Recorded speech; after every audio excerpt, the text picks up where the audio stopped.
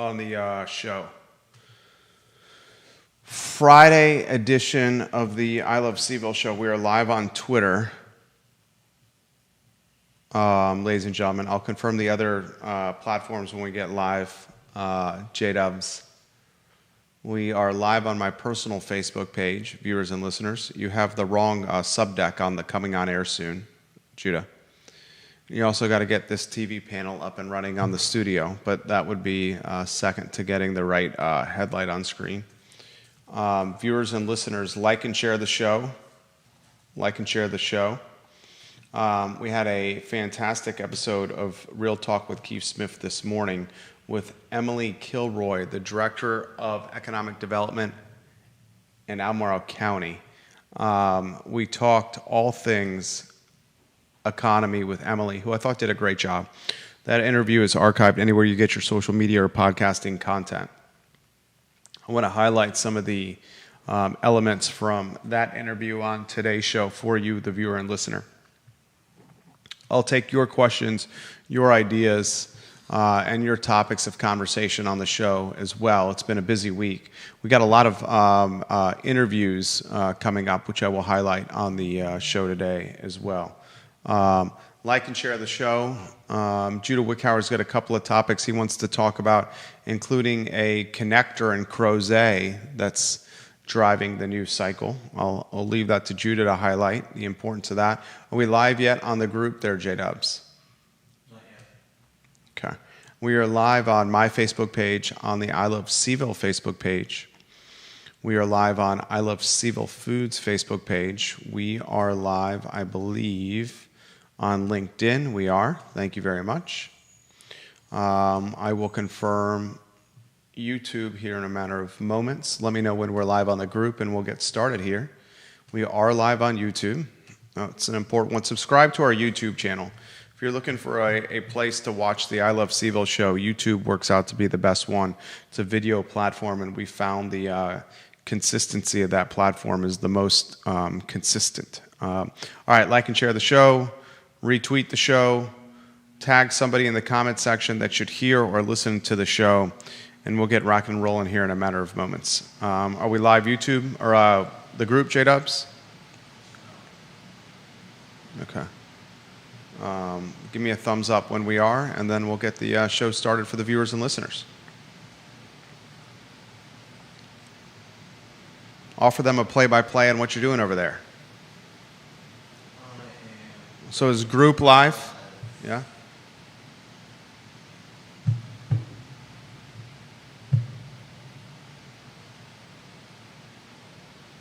All right, so are we live?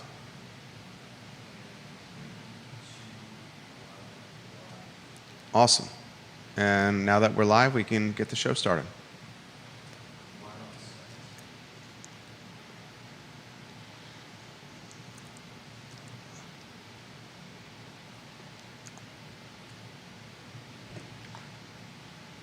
Good Friday afternoon, guys. I'm Jerry Miller. Thank you kindly for joining us on the I Love CVille show, the Friday edition of the I Love CVille show. It's been a good week of content for the network. We just had a fantastic show this morning. Emily Kilroy, Director of Development for Albemarle County, joined us. J-Dubs, make sure you get this panel up. It's still not on. And she was absolutely, I thought, fantastic. A lot Albemarle County I wanted to cover. We weren't able to get to everything, but you think of some of the storylines in Albemarle County of late that have either driven economic development or have been something we're wondering from an economic development standpoint.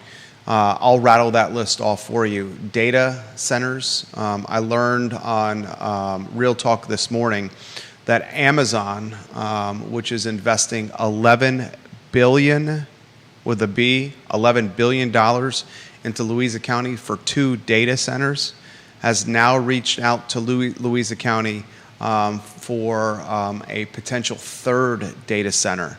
That would up the interest into Louisa County, the investment into Louisa County, even higher than $11 billion.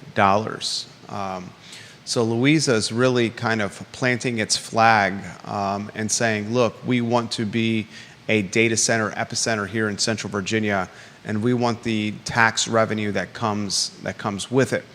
As many of you know, the Commonwealth of Virginia is the data center capital of the entire world. If the Commonwealth of Virginia was a country, Virginia would be the most robust home to data centers of anywhere in the entire world.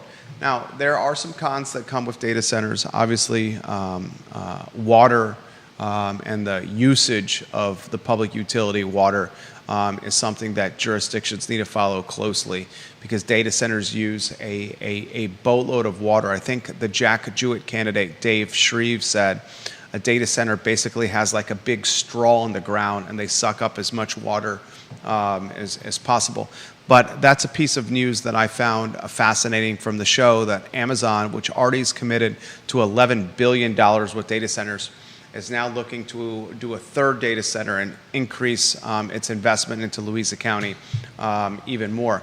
I want to play a sizzle reel from this morning's show on Emily Kilroy's take of data centers and their value, which I think is important for taxpayers in the county of Albemarle to hear and to understand. We also learned on Real Talk this morning that really there hasn't been much progress with development with Rivanna Station or Rivanna Futures. That's the nearly 500 acres that Albemarle County purchased from Wendell Wood north of town. Not much dirt has been moved, if any. There is a sign up, but development is at a standstill as Albemarle County makes its commitment to the defense sector and say, hey, here's nearly 500 acres for you to call home. That's a topic that you should follow. But you think about some of the topics, economic development standpoint, data centers, Rivanna Station, biotech and data science, the erosion of middle class and working class jobs in Albemarle, the sales tax collection quarter over quarter, year over year, that is flat or down for most of the jurisdictions. I've tried to highlight the impact of sports and the struggles of marquee sports at the University of Virginia. Guys, it's no secret Scott Stadium is empty for 6 or 7 home football games every year. In fact, UVA, Tony Elliott, Carla Williams, and the Virginia Athletic Department are at the bottom of the Atlantic Coast Conference, 13th in the ACC from an attendance standpoint. Very few teams, guys, get less attendance than the University of Virginia. And that's something to follow. If Virginia football comes out of the gates and struggles yet again, what's that do from an economic development standpoint? How about the cuts that UVA is facing from a federal funding standpoint? How about the fact that UVA is not offering the 3% raises for its staff right now? No performance-based bonuses, no discretionary funding tied to research or expanding lab teams and departments. On ice at UVA, other headwinds for the region from an economic development standpoint. And of course, as UVA expands and continues to purchase property and taking it off the tax rolls, that's another economic development headwind. A lot I want to cover on the program. I encourage you, the viewer and listener, to offer some perspective, put it in the feed, and I will relay it live on air. I have some programming notes for you on Thursday. Jerry Cox will join us. He's the head of the Lewis Mountain Neighborhood Association, and he's going to put into perspective what's happened with Evergreen Builders, the development company that purchased that ranch-style home in the Lewis Mountain neighborhood for $800 and some thousand. Nothing really has happened development-wise as they try to pursue 6 brownstones, luxury brownstones, each selling for more than $1 million, each with an asking price of over $1 million. Nothing has happened with that project. Jerry Cox of the Lewis Mountain Neighborhood Association will join us in studio on the 12th of June. And guys, the ownership team behind CVille Smash, the new indoor pickleball facility that's opening in the old Marshall's location, friends of the program, they will join us on June 19th on the I Love CVille show. I got a phone conversation from Dino Haksha of Dino's Pizza yesterday, and he's highlighted a partnership with the Cumbre guys. Cumbre, the coffee shop, and is it Argentinian? The Argentinian bakery over here in downtown at the old CVille barbershop location. Cumbre is opening Monday, June 9th, and Dairy Market. Dino's got some ties to Cumbre opening Monday, June 9th, and Dairy Market, as Cumbre is pursuing its second location in Dairy Market. The eye test would suggest that Dairy Market right now is facing some challenges and some headwinds, and I think that's safe to say. I think Dino would say that as well. So you have a new brand, a new business opening in the former Citizen Burger Bar stall at Dairy Market. Cumbre opening on Monday, ladies and gentlemen. Two-shot, Judah Wickower. You wanted to talk on the show Crozet and transportation. Set the table briefly for that. We'll highlight Charlottesville Sanitary Supply, and then we'll get to the data set or commentary from the Director of Development in Albemarle County, Emily Kilroy, from this morning. Transportation, Crozet, Judah Wickower. Well, as many of us know, the area of Crozet has had a lot of problems with traffic. They don't have a lot of how do I put it? Roads to There's avoid. There's two entry points into Crozet, 64 funneling. in the bypass. Yeah, and so they are asking for bids. They are working on a Crozet master plan that includes a roadway called Eastern Avenue. This would serve as another way for people to travel north and south. A connector. Yeah. That topic is something to follow closely, as Crozet, at least from my standpoint, is beyond density and capacity. I understand Crozet is a designated growth area. I understand this is where the comprehensive plan suggests development and density and rooftops should materialize and manifest. But goodness gracious, try driving around Crozet when Western Albemarle High School and Henley Middle School get let out from school, or when students are arriving to school in the morning, and it is an absolute nightmare. And try getting into Crozet when there's an accident on Interstate 64 or the bypass. Ladies and gentlemen, you're at absolute standstill. Eventually, that concern is going to be more prolific as Graystar builds what is a tiny town, ladies and gentlemen, on Old Ivy Road. And Graystar, again in the news. Bill McChesney sent us this topic. We talked about this, ladies and gentlemen, months ago. Graystar facing a class action lawsuit for illegal junk fees. Yeah. And this is the developer behind the Old Ivy residences, guys, on the bypass. Junk fees are basically like hidden fees that they're trying to pass along to tenants, separate fees as additional profit centers. Some of these junk fees are pest control, trash services that were not revealed to tenants at lease signing. Yeah, and this is this lawsuit is taking place in California, where I believe there's a law against having hidden fees like that. And Graystar being one of the largest... we're talking an international developer here. Yeah. They are one of the largest residential landlords in the United States. And this lawsuit claims that they're basically making it almost impossible for people to actually get into one of their apartments at the cost that they advertise. And so imagine thinking you're getting into a place for $2,000, $2,500, and then you find out that you're gonna have to pay an extra $150, $200 a month on top of that after you've signed a lease. And this is the company that's doing the 525 units next to St. Anne's Belfield Academy on the bypass. So it's kind of, we use the word connector with what Crozet is pursuing right now, or the consideration. Is it the Eastern Avenue connector? Yeah, Eastern Avenue, and it's... The problem is that the problem for Crozet, or for Albemarle County, was that in their plans, the estimates increased sharply in a couple summers ago, and so the reason they're asking for bids is they want a public-private partnership that'll help bring the cost down. Same thing that's happening with the jail renovation.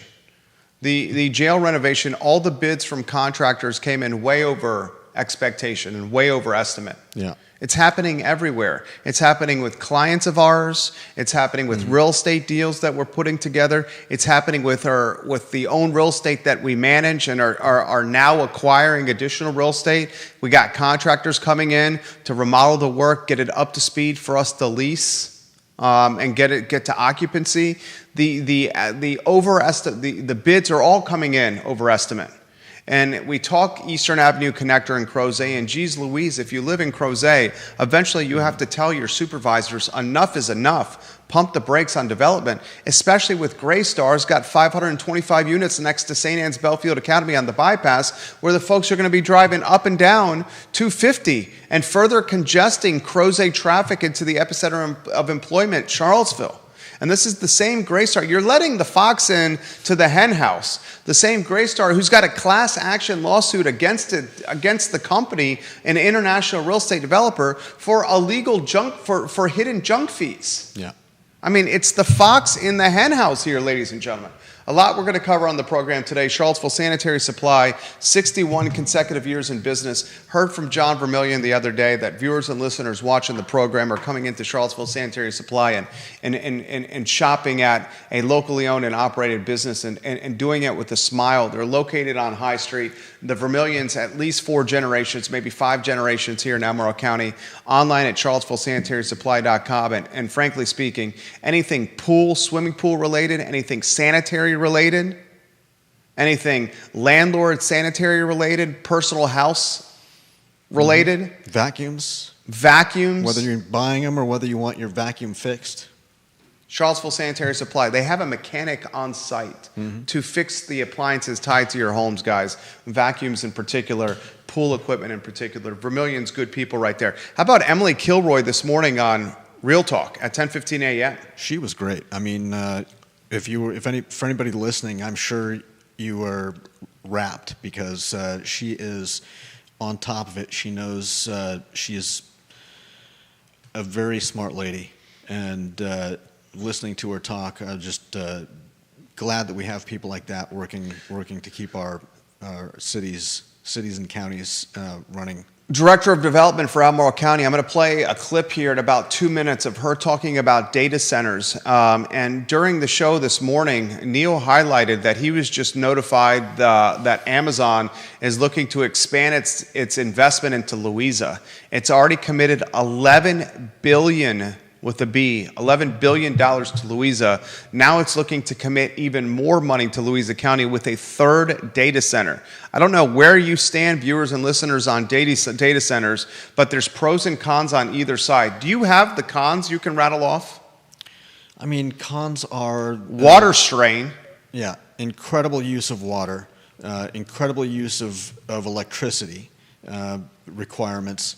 You also have potentially, like they mentioned on the show earlier, on the Real Talk show, that sometimes you end up with these places, backing onto, to neighborhoods. There's a famous photo of a cul-de-sac, and behind it is this massive structure. Like, who would want to be staring at that out their back window? Yeah, data centers do not create a lot of jobs. No. Either, ladies and gentlemen.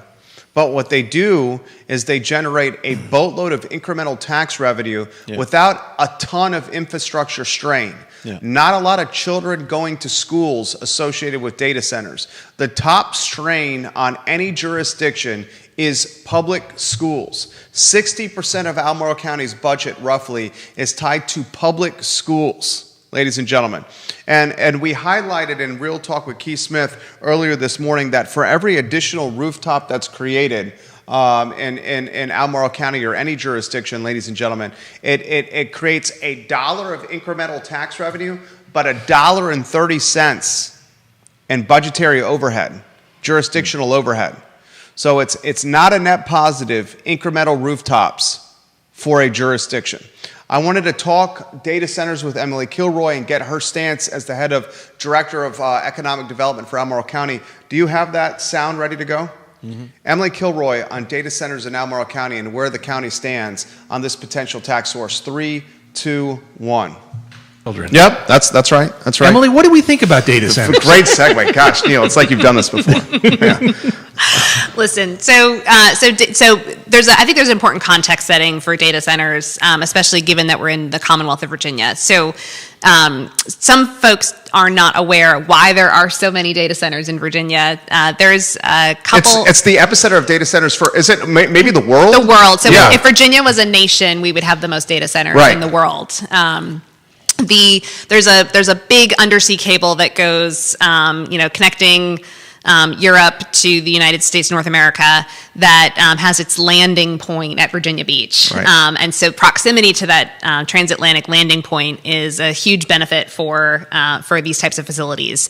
And that has been in place for quite some time. And that's why that's one of the reasons why AOL was located in Northern Virginia when they first started. And you've seen a lot of buildup in that industry, IT, communications, for that reason. So there's been a lot of development of data centers in Northern Virginia, and after several decades of that, they're beginning to kind of run out of space. Loudoun is probably the one that folks are most familiar with.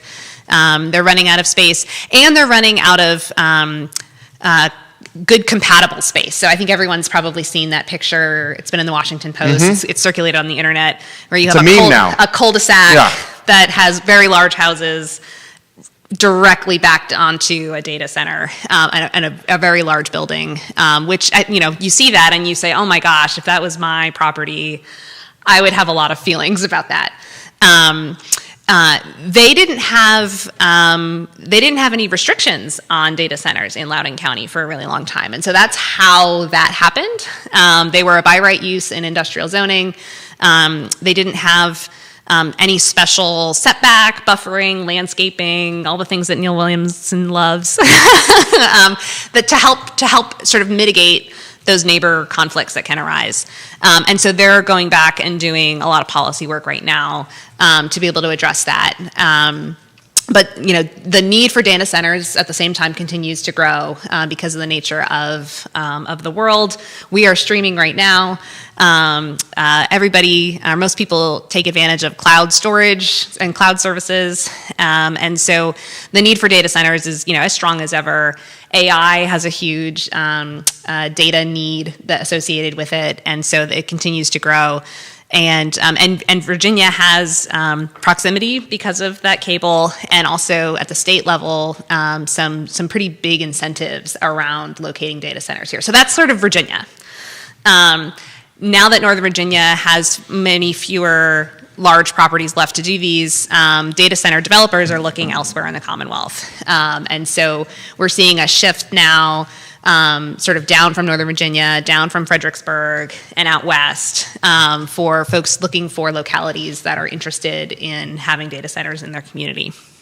Economic developers, you said economic developers don't, I forget what you said. You said something about economic developers and data centers, but they talk about them a lot. And when you think about more rural counties, it can be seen as a way to increase revenue coming into the locality to pay for services without adding population pressure. Well, does Albemarle County roll out the red carpet for data centers? Not today, no. Okay. So the board has there was no specific language about data centers in the county's zoning ordinance up until early this calendar year. Okay. The Board of Supervisors then asked staff to put together an ordinance for their consideration that would restrict data centers in the industrial zoning classes. Okay. And that was sort of a phase one. Phase two actually is kicking off this month. So there's, if you go to engage.albemarle.org, there's a webpage that has some just background information on data centers. There's also another virtual lunch and learn, which Neil Williamson loves. Enjoy that virtual hot dog. On June 16th, there's a information session that's in person on June 30th to talk more about what would it look like if there was an ordinance that allowed some data centers with restrictions in certain areas. So if a data center came in and we had whatever bushes that you need for the setbacks, et cetera, would that be a positive or a negative impact on Jerry's tax costs? Well, so data centers generate a substantial amount of revenue. If you look at sort of a per square foot basis, a data center versus any other land use. And really what that is, the buildings are not anything all that exciting. They're tilt-up concrete buildings, Yep. so they look much like Costco. They're similar size to Costco. But inside, instead of mangoes and sheets, there are just racks filled with servers. And it's not the real estate tax revenues, it's actually the business personal property tax revenues that are generated by that very high density of high value equipment that is really part and parcel to a data center. So that's Emily Kilroy, guys, Albemarle County Economic Development Director on data centers from Real Talk this morning. If you're following Albemarle County closely, which we all do, was it the 6th largest county in the Commonwealth of Virginia? I encourage you to watch that interview. It's an hour interview from start to finish. Compelling commentary. I learned quite a bit from there. And as Janice Boyce Trevelyan has said, Louisa County residents are fighting this third data center that Amazon's going for in Louisa County. Listen to this information here. Amazon Web Services, AWS, is requesting permission and has applied to build a third data center campus in Louisa. They want to construct 7,200,000 square feet of data science center buildings. 7,200,000 square feet of buildings on 1,370 acres just north of the Northeast Creek Reservoir in central Louisa. Okay, I'm learning about this from Tammy Purcell's Substack. Listen to this. The sprawling agriculturally zoned tract, which is zone A2, is currently used for timber production and stretches from just south of Davis Highway Route 22 to just north of the Jefferson Highway Route 33. The property is owned by a former Louisa County supervisor, Eric Purcell, his sister Virginia Purcell, and their father Charles Purcell. 7,200,000 square feet of data centers in Louisa, upping their investment into Louisa County even more potentially than the $11 billion they're committed to right now.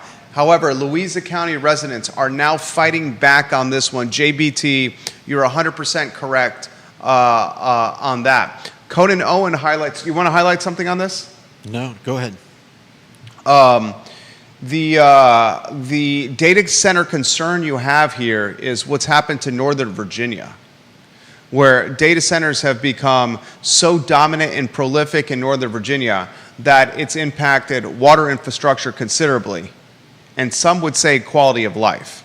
Electricity as well, and yeah, they're eyesores. I mean, can you 7 million plus square feet of building. Can you imagine getting rid of all that Timber for what? Just a sprawling megastructure filled with stack upon stack upon stack of servers? I mean, imagine if you could just build them underground and then put giant playgrounds on top of them or something. But instead, you just get this, this like Emily mentioned, they're essentially like giant Costco's, just square box buildings. Yeah, follow it. Follow that one. Follow that one really closely. Let's go to comments. Conan Owen watching the program, the owner of the local Sir Speedy franchise. He highlights that Cumbre is also opening a cafe and gallery in the Glass Building, and an Argentine steakhouse is going in as well. So the Cumbre guys are very much expanding, along with what they're doing bakery-wise in the dairy market with friend of the program, Dino, who is nudging me via text message to get the Cumbre guys on the I Love CVille show. I love me a good empanada. Empanada's good. Where do you find a good empanada now? Cumbre. Where else are you getting your empanadas? Man, it's been a while since I had one. I know, who was it? I think Guajiro's has empanadas. But it's been a minute since I've popped over there. Best empanadas. That would be a good I Love CVille segment. Judah Wickower. If there's enough places. Janice Boyce Trevelyan says, and don't forget the light pollution alone. The light pollution from these data centers is absolutely prolific and concerning. That seems odd to me. Why would you need lights on the exterior of one of these mega structures? 7 million plus square feet of building space. You need lights around the 7 million square feet at night for building security. Lights keep buildings safe just from shining a spotlight around entry points and the perimeter of a building, just like we do at houses, at our homes at night. If you had that much building space, 7 million square feet, that would be light that you could see from significantly afar. Still seems odd that you would need that much JBT, light. offer more perspective on that in the comment section on the lights for Judah Wickower. I thought I did a pretty good job of that here, but maybe she'll offer some more perspective into this. I mean, I get it, but you don't need, you don't need... Yeah, she says, Judah, security. 7 million square feet. Yeah. 7 million square feet. You can't even fathom how big that building is. No, I get it, but does the entire thing need to be lit up? How many square feet is a typical Costco? I mean, do they have problem with... A typical Costco warehouse in the United States is around 146,000 square feet. Okay. So we're talking I have to do some quick math here, 600 Costcos here. Yeah. 650 Costcos. Some back of the napkin math right there. And you need to light the perimeter. And she also says there's reports that say water pressure is decreased as well. That we know of. I mean, Dave Shreve straight up highlighted that in the interview we did, the Jack Jewett district supervisor candidate. I've seen video of people who were just getting a trickle out of their faucets, and the water was coming out snail's pace. Well, worse than that, it was coming out a lovely tan color. Yeah, discolored. Yeah. Discolored. It's gross. It's be careful what you ask, what you wish for here. And have you, might get it. Vanessa Parkhill says, Earlysville, her photo on screen, are environmental groups opposing these data centers? How does a data center impact on environment compared to the pipeline impact that was so strongly opposed in our area? Great questions from Vanessa Parkhill. It seems right now Albemarle County is not aggressively, is lukewarm, cold temperature, not pursuing data centers in any capacity, but Louisa County certainly is. And I keep mentioning Shreve, the Jack Jewett candidate for Albemarle County Board of Supervisors. He's being stigmatized and scarlet lettered by Indivisible Charlottesville, by Livable Charlottesville, and by activists in the city. And they're stigmatizing him based on a population control list. How are they alleging that? Well, I mean, he's done some white papers linked to his byline and commentary and analysis that he's published where you could potentially interpret subtleties, if you may, of population control. And they're using that as venom against Dave Shreve, much like the same group of people used the same playbook and strategy and venom to go after Meg Bryce in the at-large school board race in Albemarle County last year. They do tend to have an MO. The venom that's happening for Albemarle County candidates is not venom from snakes in Albemarle County. It's venom from snakes in the city of Charlottesville. It's very intriguing. And I'm very curious to see how the same population of people respond to Tesla and Elon Musk now that Elon Musk and Donald Trump are in a very visible brouhaha. Yesterday, if you didn't see, and I'm sure you have, Epstein was utilized by Musk, and Musk docks Trump, and now he was rumored ties to Epstein and the Epstein files for some time. But Musk utilizes Twitter saying that the reason the Epstein files are not out is because Trump is in the Epstein files, the president. And then Donald Trump threatens to cut federal contracts with Elon Musk and his various companies. It's getting gross out there.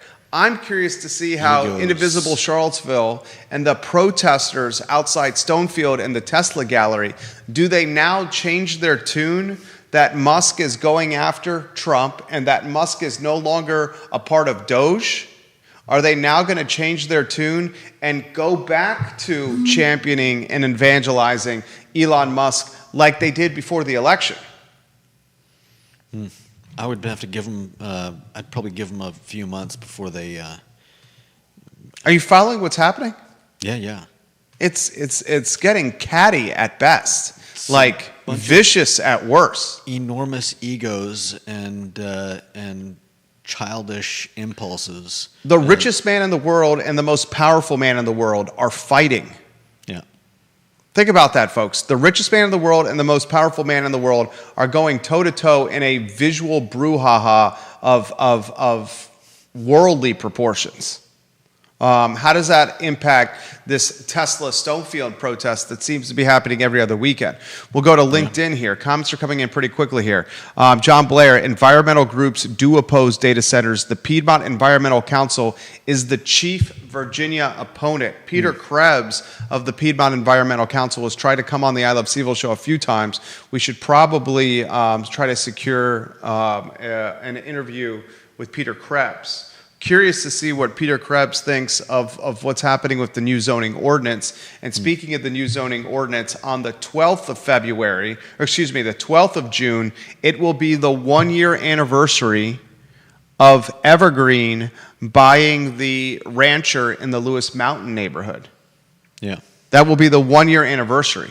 And Jerry Cox, who's the head of the Lewis Mountain Neighborhood Association now, he's an attorney, is going to join us on the 1-year anniversary of Evergreen acquiring a rancher in the Lewis Mountain neighborhood to talk about what has happened, what has not happened, and the future of 6 brownstone, luxury brownstones on the site of an old brick rancher in a Tony and prestigious Lewis Mountain neighborhood.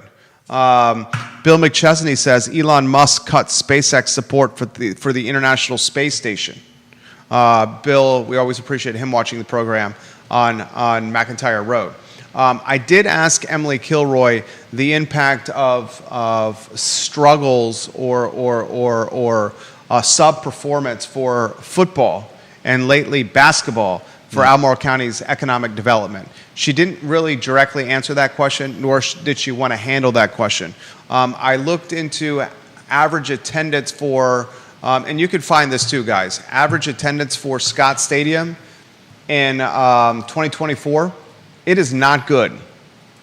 13th of 17 teams, Scott Stadium in the ACC, from an attendance standpoint. That means only 4 worse than Scott Stadium from an average attendance standpoint. The listed average attendance for Scott Stadium in 2024 was 38,284 people. 38,284. And remember, the listed attendance is always higher than the actual attendance. Scott Stadium seats north of 61,000 people. I'm being told by people in the know that average attendance for Scott Stadium last year was below half, less than half Ouch. in attendance for home football games, meaning basically 30,000 seats were empty at Scott Stadium. 6 or 7 home football games, 30,000 empty seats, and the folks that sit in those seats commit to 2-night stays in hotels for 6 or 7 days a year. That's a significant impact for economic development in Albemarle County. No doubt. That's something that is not being highlighted. It's not just about wins and losses. Right. And I've been holding Carla Williams, the athletic director of the University of Virginia, accountable for some of the struggles over the last 12 months for the University of Virginia, and commentary that has gone as viral as any commentary that I've ever done.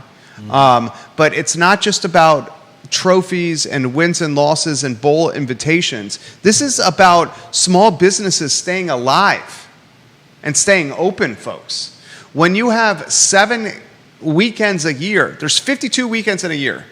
The 7 tied to the University of Virginia's home football schedule, as important as any, save maybe graduation weekend and move-in weekend for UVA students. Yeah. Graduation weekend number 1, move-in weekend number 2. After that, it's the home football games where hotels require you to commit to 2-night stays. Okay? And that means people going out to dinner as well. 100%. And lunch. And dinner, potentially bars, breakfast. shopping, and they're doing that when they're visiting Yeah. local at brick and mortar mom and pops. It's Yeah. not like they're ordering on Amazon, Target, Right. Walmart, third-party delivery for their food. They're patronizing businesses. To have half the stadium empty for home football games is damning.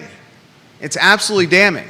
And we all would want the community, especially the locally owned businesses, to do well as possible. I mean, that's one of the reasons with City Council and City Hall.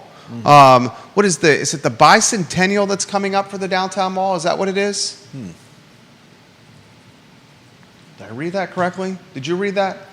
I did not see anything about that. The downtown mall is celebrating a major milestone.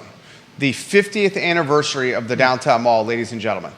Nice. And for the 50th anniversary of the downtown mall, City of Charlottesville and its Capital Improvement Program Contingency Fund are thinking about allocating $1 million to the mall. Yeah. $1 million.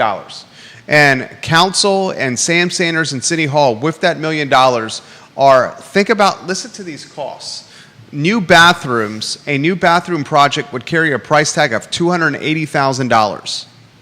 The cost to repair the bricks on the downtown mall. Many of the damaged bricks are on the cross sections where the cars are crossing and rolling over bricks and cracking them. There's other parts of the mall where the bricks are damaged as well. The cost to repair the bricks is $350,000. So just the new bathrooms and the repair of bricks, those projects alone are $630,000 of the $1 million that local government wants to allocate to downtown Charlottesville. What would you do with the remaining $370,000? I've said the number one priority before you add bathrooms to the downtown mall or repair the bricks is clean up the houseless on the mall. Number one priority. But how do you throw money at that?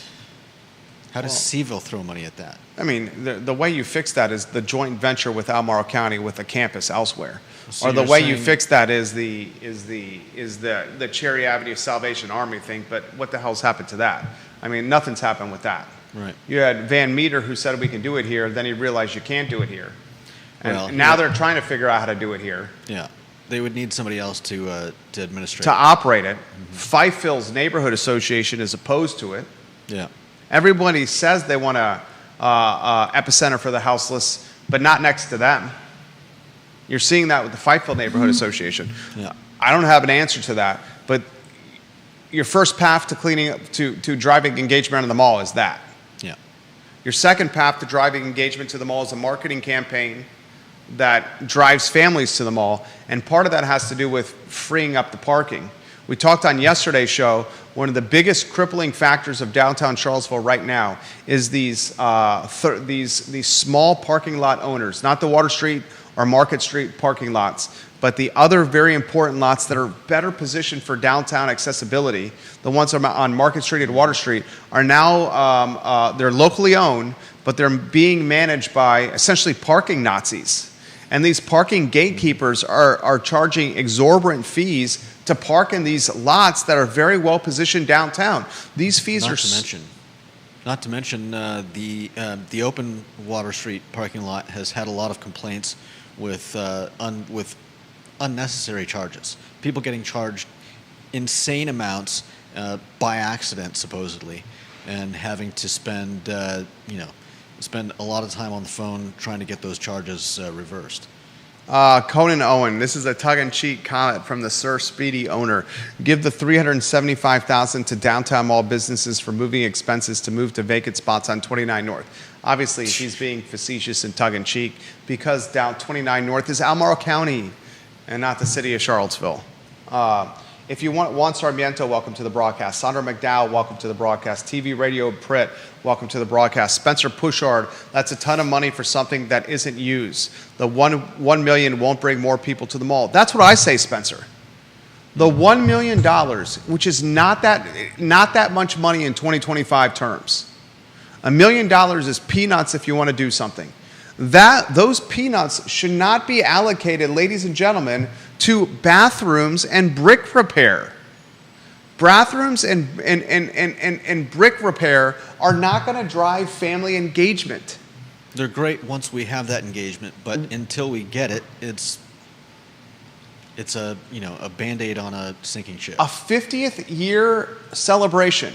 You want the mall to shine on its best version possible. And its best version possible aren't people sleeping in the vestibules and storefronts of the mall. Yeah. Okay? That's your first step. Your second step is a marketing campaign, attracting families. And your third step is figuring out a way to subsidize or make parking around downtown Charlottesville more affordable. I mean, why not go to these parking lot owners like the Woodard family, okay? Or some of these other parking lot owners and say, we will allocate a portion of this money for you on certain days of the week to make parking free.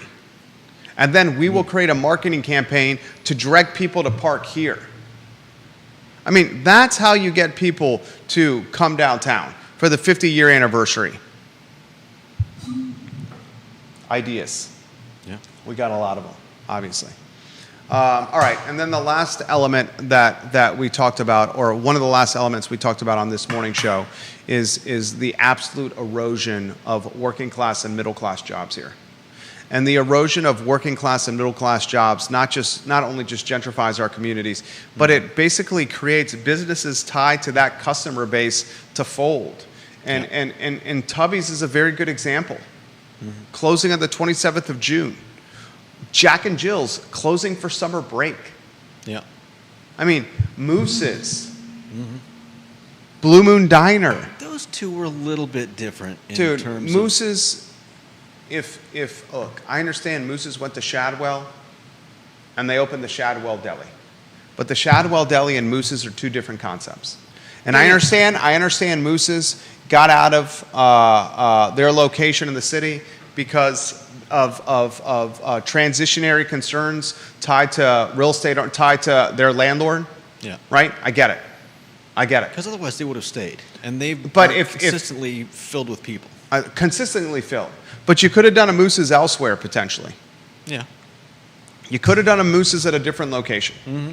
But the Moose's concept versus the Shadwell Deli concept, you have a lot less labor at Shadwell Deli than you did at Moose's.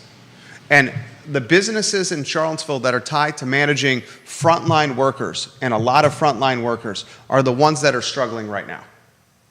Yeah. Because there's not a lot of frontline worker labor pool. So they basically said, we're going from a business that has a lot of labor to a business that has a lot less labor.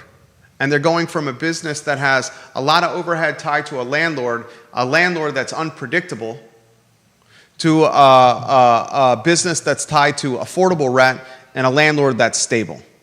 Yep. Okay? They're smart businesswomen. Mm-hmm. They assessed the climate of Charlottesville. They got out of the city. Yep. They went to Albemarle County. That shouldn't be discounted.